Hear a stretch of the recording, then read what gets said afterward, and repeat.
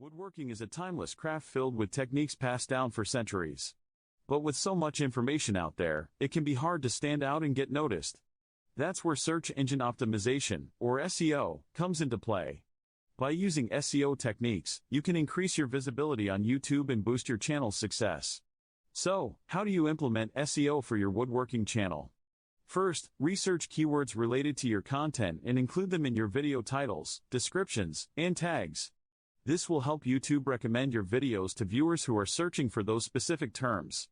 Second, create engaging thumbnails that accurately represent your video's content.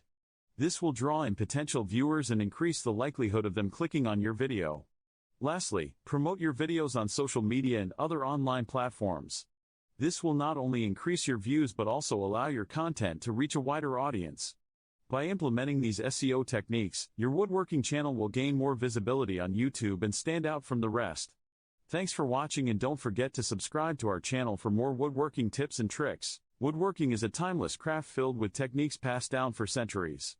But with so much information out there, it can be hard to stand out and get noticed. That's where search engine optimization, or SEO, comes into play.